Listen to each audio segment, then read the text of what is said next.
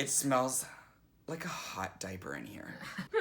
It feels like a hot diaper. You know that dirty aunt that like doesn't keep up the double wide? When you go into the house, you smell diapers? That's this room right now. Do you have aunts that wear diapers? No, not aunts that wear diapers. I have aunts that wear diapers. First of all, yes, and second of all, I'm extremely insulted.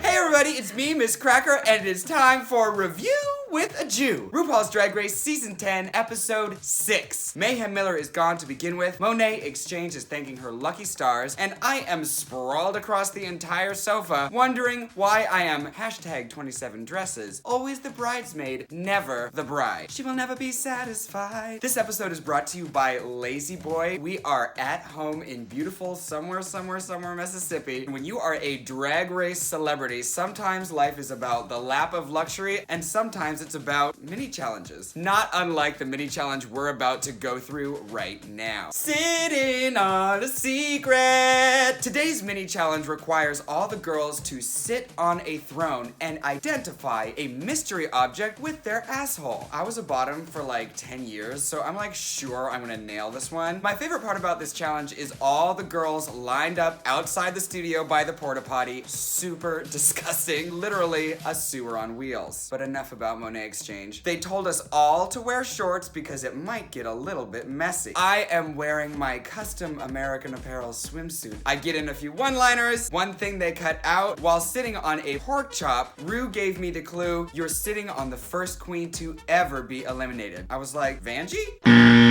The winner of today's mini challenge is Asia. And that means, I don't know what that means, because we all split into teams to do today's main challenge, the DragCon Panel Challenge. We are allowed to pick our own groups. Who do I go to? My main girls, me, Blair, and Vixen. We were together for the commercial challenge, the Rusical. We figure just go with people you trust. Behind the scenes, Blair and I have been talking up a storm about how to do hair. There are not many drag queens that know how to do hair. It's really exciting for us to be able to trade tips, and Vixen will bring that spice. We choose to do the wig panel. Next up, Monique, Asia, and Aquaria, the makeup panel. Monique is in it to win it today. She is not here to mince words. Monet, Cameron, and Eureka, body. The most upsetting thing that has happened to me since Asia walked down the runway in that goddamn Tweety bag. While all the other girls are quietly preparing, Monet, Eureka, and Cameron are screaming, proportionizing! Looking over at Eureka and Monet and Cameron, we're like, girl, they are doing too much. Plot twist! I don't know what Drag Race is about. RuPaul comes down and talks with us all. I am shocked at how off we seem. In my defense, I think the most important part of drag is connecting with queens, so I was not poo-pooing DragCon when I said it was a hangout. Time to film the main challenge. God damn it, we are confident! I wrote in my diary the night before we filmed this, tomorrow's challenge is to be funny while talking about hair tips. I think I pretty much have this one in the bag. Surprise, bitch! It's like, Vixen and Blair and I are so comfortable with each other. We're sure that that comfort is going to make the audience feel comfortable with us. But the very first thing that I do on the main stage is drop the F-bomb, which everyone was very clear about. Do not do that. We are done in 5 minutes when we were supposed to talk for 10. So we go to the question and answer segment of the whole thing way before we're supposed to. Having said that, my children, we had a fucking blast. If you've never been to a live drag show before, hosting with another drag queen means insulting them. Every drag queen has to be verse on the mic. That means taking it as good as you give it. During our panel, I felt like we were doing just that. When we walked off the main stage, we were high-fiving each other. God damn it. Time for the runway. The category today is Hats Incredible. Monet has a beautiful Harlem Church lady outfit that is just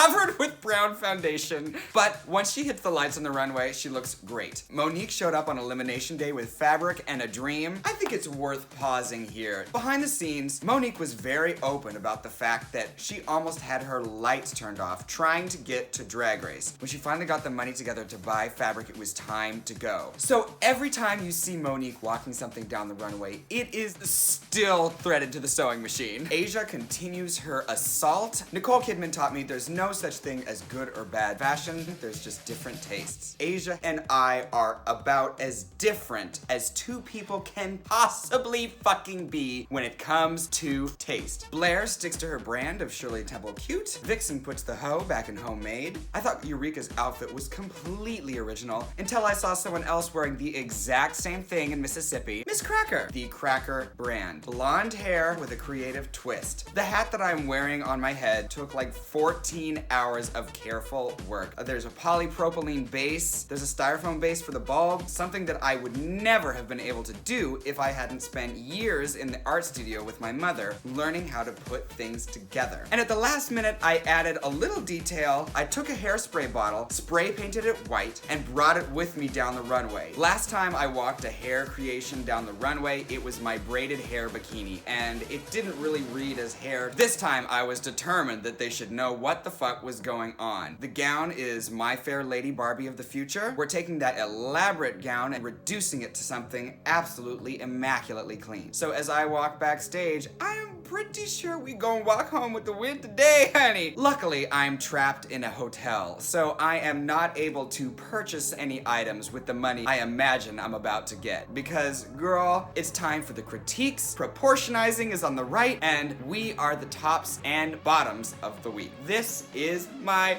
moment! Nope. No. What had happened was we got handed our asses. We are basically forced to eat our own ass pads and sniff our tucking panties because the judges, I wouldn't say that they hated what we did, I would just say that they hated what we did. The guest judges thought that we were, to quote them, a bomb. Part of my job as a comedian is to look out into the audience and make sure that I'm connecting with people. I wasn't aware of any hate in the audience, but girl, I guess it must have been there. Courtney Act and Trixie Mattel both tweeted about our panel being fine. Look out for my new Instagram fan account, Courtney Mattel. Right?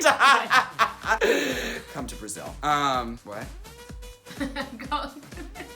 Your dumb face. Remember last week when I said that the judges always spent a long time talking to me? Well, nothing has changed. I'll never forget that when Michelle got to me, my whole body tensed. And she said, don't be on the defensive. I was like, I'm not on the defensive. I have no defenses. You really don't. You can clap back at the judges, but you can never prevent America from hearing what they say. Michelle took a lot of time out of her schedule to tell me that my comedy was a failure. I know for a fact that one of the offices I used to work at is having a viewing party for this episode tomorrow. I can't wait for all of my former colleagues to see me get roasted like the dad in This Is Us. I'm kidding.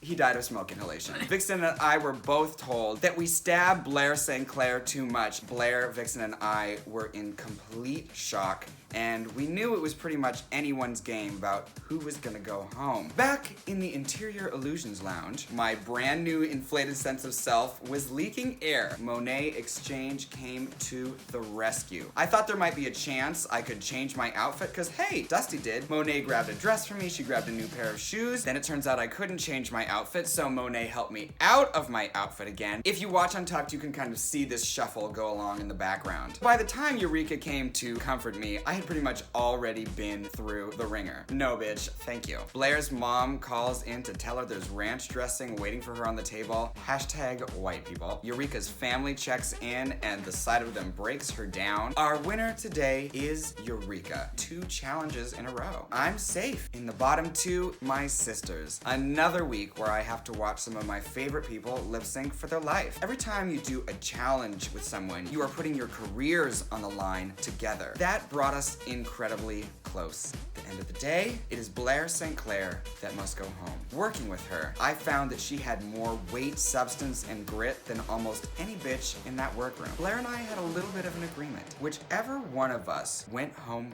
first, the remaining girl would get to raid her station. Blair St. Clair, when I see you at the reunion, you're going to get a very nice package with the bow. I made a secret promise to Blair that I would achieve something. Was I able to stay true to that promise? You're gonna have to tune in next week. But before we go, Blair St. Clair made a very powerful admission on the main stage. What do I want to say about it? What Blair said is incredibly controversial. And part of the reason that she said what she said out loud is so that all of us would be able to discuss the subject with the people that we love most and trust the most. That's what you should be doing right now. And then go to the internet and shut the fuck up. The only thing Blair St. Clair needs to be hearing is support. That said, this has been another extremely intense review with a Jew.